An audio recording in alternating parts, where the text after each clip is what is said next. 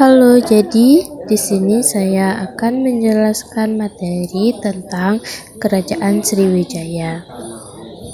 Yuk, disimak yuk.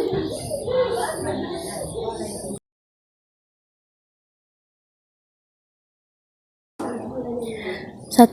Berdirinya Kerajaan Sriwijaya. Kerajaan Sriwijaya lahir pada abad ke-7 Masehi dengan pendirinya yang bernama Dapuntayang Srijayanasa.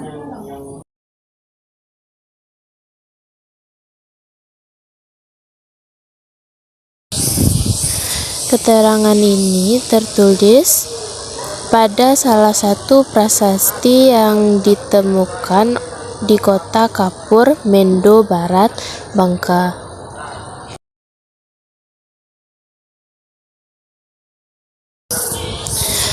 Prasasti kedudukan bukit 682 Masehi menyebutkan nama Dapuntayang, dan prasasti Talang Tuwur 684 Masehi memperjelas menjadi Dapuntayang Srijayanasa.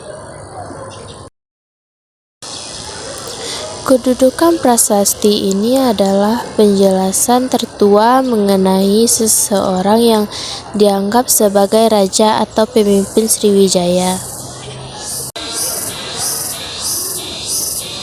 Dalam prasasti kedudukan bukit juga menceritakan bahwa Dapuntayang mengadakan perjalanan dengan memimpin 20.000 tentara dari Minangga, Tamuan ke Palembang, Jambi, dan Bengkulu. Dalam perjalanan tersebut, ia berhasil menaklukkan daerah-daerah yang strategis untuk perdagangan sehingga Kerajaan Sriwijaya menjadi makmur.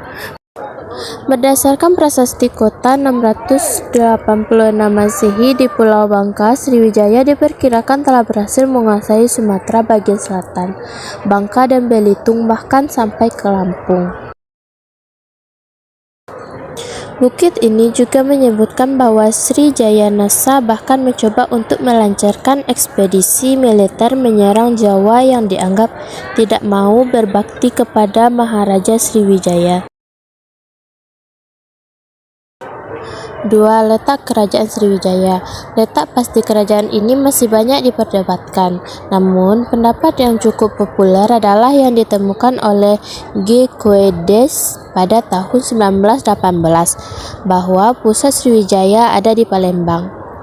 Sampai dengan saat ini, Palembang masih dianggap sebagai pusat Sriwijaya. Beberapa ahli kesimpulan bahwa Sriwijaya yang bercorak maritim memiliki kebiasaan untuk berpindah-pindah pusat kekuasaan. Sebab para ahli yang ada menyimpulkan bahwa Sriwijaya berpusat di Kedah, kemudian Muara Takus hingga menyebutkan kota Jambi. 3. Raja-raja Kerajaan Sriwijaya. Sebagaimana yang disampaikan sebelumnya, bahwa struktur genealogis Raja-Raja Sriwijaya banyak terputus dan hanya didukung bukti-bukti yang dia anggap kurang kuat. Berikut ini adalah nama-nama Raja Kerajaan Sriwijaya. 1. Sri Indrawarman. 2. Raja Dharanindra. 3. Raja Samarantungga. 4. Rakai Pikatan. 5. Balaputra Dewa, dan sebagainya. 1. Balaputra Dewa. Pada masa kekuasaan Balaputra Dewa sampai dengan Sri Marawijaya, Kerajaan Sriwijaya menguasai Selat Malaka yang merupakan jalur utama perdagangan antara India dan Cina. Selain itu, seperti yang dilansir dari buku mengenai kerajaan-kerajaan Nusantara karya Denny Prasetyo, mereka berhasil memperluas kekuasaan hingga Jawa Barat, Kalimantan Barat, Bangka Belitung, Malaysia, Singapura, Thailand. Untuk menjaga keamanan itu, Sriwijaya membangun armada laut yang kuat, sehingga kapal-kapal asing yang ingin berdagang di Sriwijaya merasa aman dari gangguan perompak. Hingga lambat laun, Sriwijaya berkembang menjadi negara maritim yang kuat. 4. Masa kejayaan Kerajaan Sriwijaya. Raja Balaputradewa dianggap sebagai raja yang membawa Sriwijaya ke puncak kegemilangannya pada abad ke-8 dan 9. Namun pada dasarnya kerajaan ini mengalami masa kekuasaan yang gemilang sampai ke generasi Sri Marawijaya.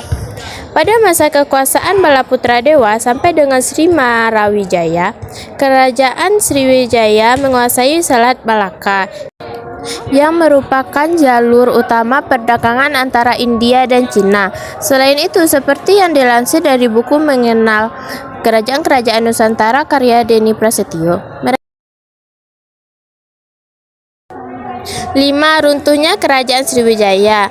Kebesaran Kerajaan Sriwijaya mulai mengalami kemunduran sejak abad ke-11, berawal dari serangan besar-besaran yang dilakukan oleh Raja Rajendra Koladewa dari Kerajaan Kola yang berhasil menawan salah satu Raja Sriwijaya tersebut. Kerajaan Sriwijaya mulai lemah dan tidak bisa berbuat apa-apa untuk mencegah negara takluknya menjalin hubungan dengan negara saingan di Jawa. Dimanfaatkan oleh Kerajaan Sukodaya dari Thailand di bawah Raja Kum Heng. Mungkin sekian yang dapat saya sampaikan. Semoga bermanfaat.